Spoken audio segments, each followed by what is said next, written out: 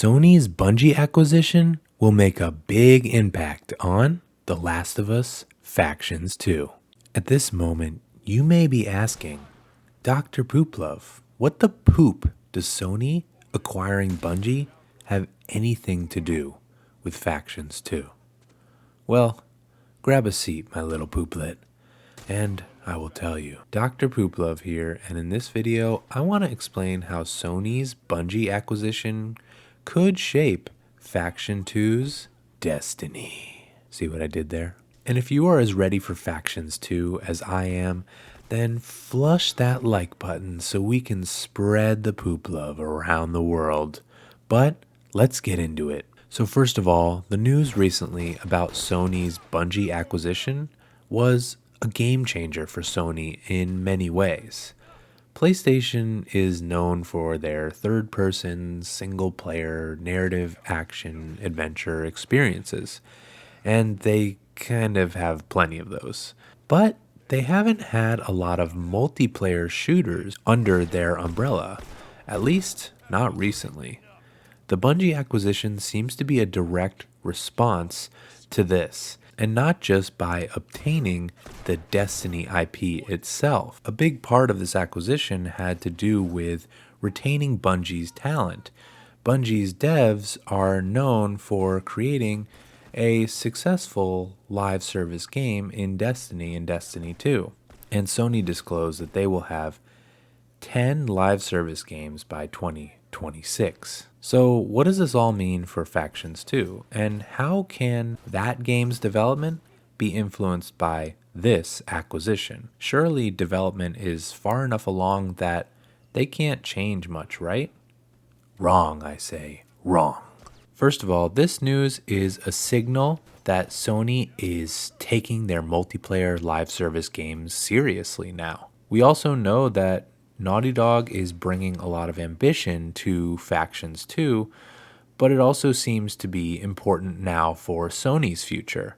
And thus, it means that I do not think that this multiplayer will be treated as an afterthought, much like prior multiplayer modes have been.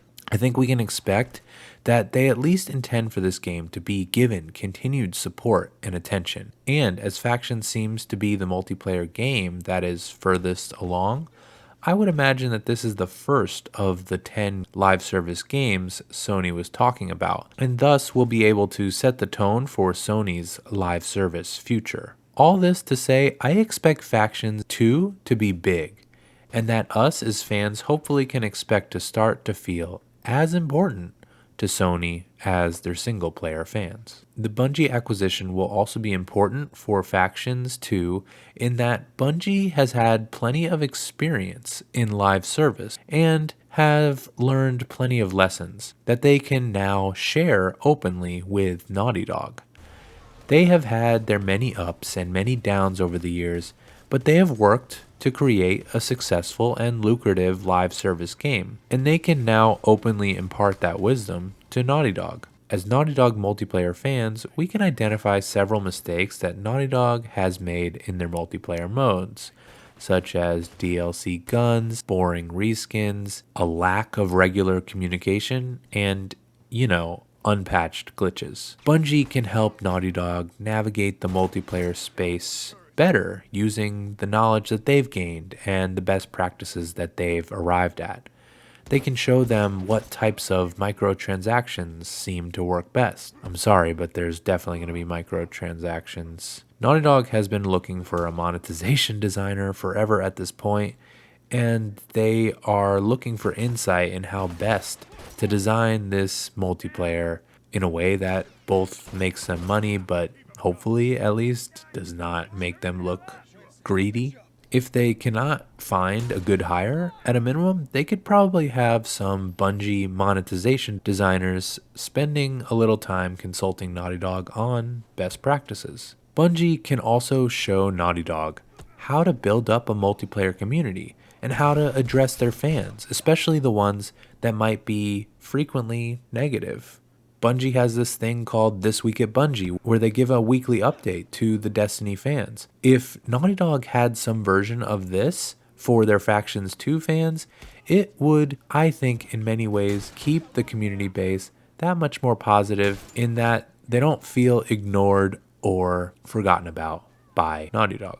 And now, Naughty Dog may have some of the initial development done, or not. I have no clue where they are, but I do think this game is at least far enough along that Bungie's not necessarily going to come in and do too much under the hood type work. But a live service game needs to be continually updated, keeping it fresh. And so Bungie being there can help consult and guide Naughty Dog to continually update their game and keep it fresh, much like Bungie has done with Destiny and Destiny 2. Now, obviously, the Bungie acquisition does not mean that Bungie now works for Naughty Dog. Naughty Dog will have to be making their own game, but with this talent acquisition, it will allow for some collaborative consulting, for some open dialogue. And I think that Bungie will be able to just help guide Naughty Dog in the right direction. So with all this, I'm pretty encouraged by this news. I think it means that Naughty Dog and Sony might start to take their multiplayer